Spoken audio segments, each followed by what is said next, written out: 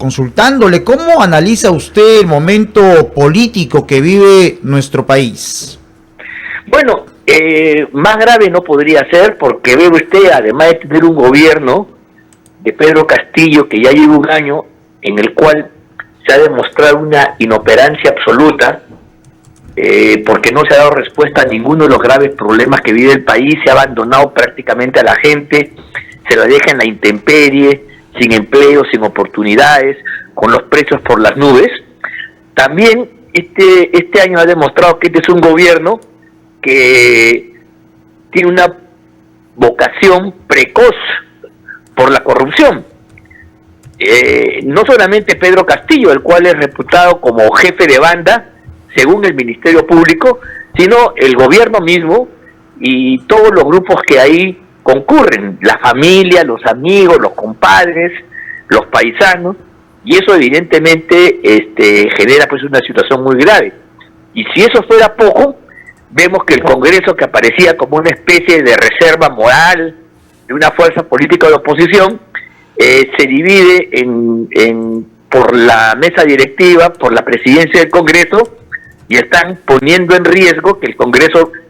sea ganado por las fuerzas del oficialismo, con lo cual Castillo tendría, en lugar de un Congreso opositor, un Congreso adicto, uncido al régimen de Castillo, ¿no? Creo que eso es lo que puede pasar, y por eso digo que el día de hoy la situación no puede ser peor, porque a los males de Castillo le sumamos ahora la irresponsabilidad de las fuerzas democráticas en el Congreso para haber adquirido un consenso que les permita justamente afrontar con seriedad la tarea de salvar al país. Doctor Ángel, ¿cómo está? Muy buenas noches, lo saluda Jessica Flores, gracias por acompañarnos y sobre todo hacer este análisis. Usted? Muy buenas noches,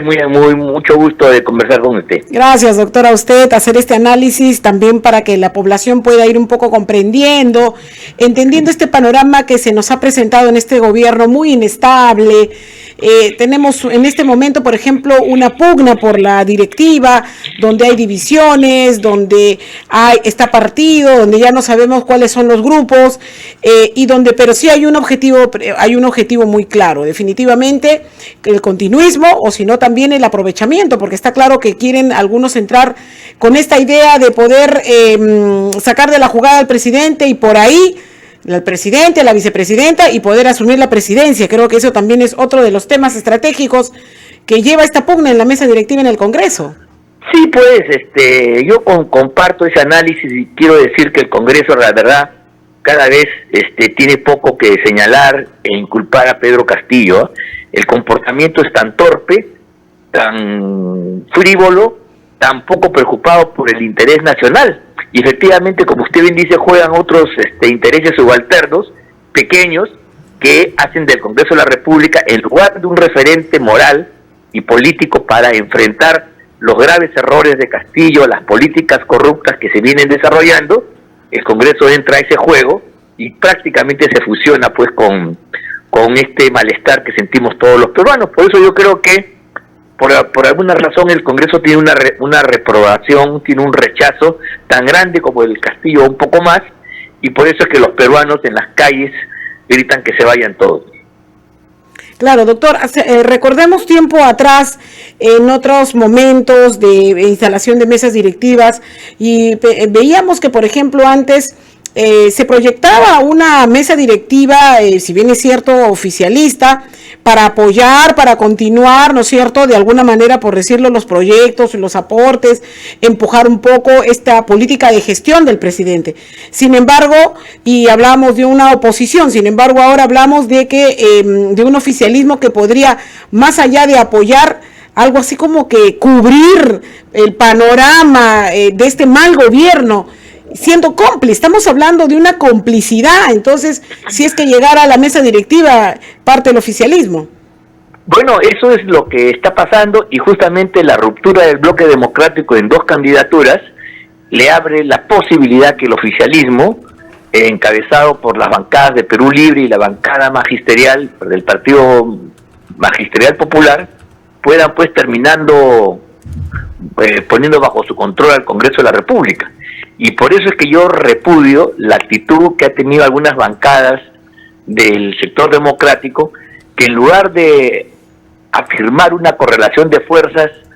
que permita la hegemonía del sector democrático y republicano en el Congreso, como pasó el año pasado, en esta oportunidad presentan varias listas y rifan el Congreso a circunstancias que pueden ser muy penosas. Si mañana el Congreso es ganado por las fuerzas vinculadas a Perú Libre y al partido magisterial, al oficialismo, no va a haber control político sobre el gobierno, va a haber apañamiento, va a haber encubrimiento, va a haber complicidad. Y entonces el Congreso va a dejar de ser, o va a perder su esencia de ser un ente fiscalizador, controlador, y se va a convertir en una prolongación del Poder Ejecutivo, y seguramente las políticas que hoy hasta ahora no han podido hacer, las podrán hacer, como por ejemplo la Asamblea Constituyente y otras cosas más, que sin duda, en el caso que la oposición se hubiera mantenido unida y firme, no se hubieran logrado por parte del gobierno. Bueno, hay quienes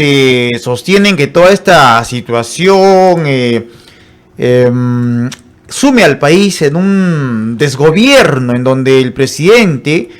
probablemente esté más interesado en defenderse, en cómo evitar las investigaciones, acusaciones, la vacancia, pero no hay un rumbo, digamos, que pueda vislumbrarse en nuestro país. ¿Usted es de la misma posición? Sí, yo creo que el desastre que viene llevando adelante Pedro Castillo al frente del gobierno del Perú, que ya tiene un año,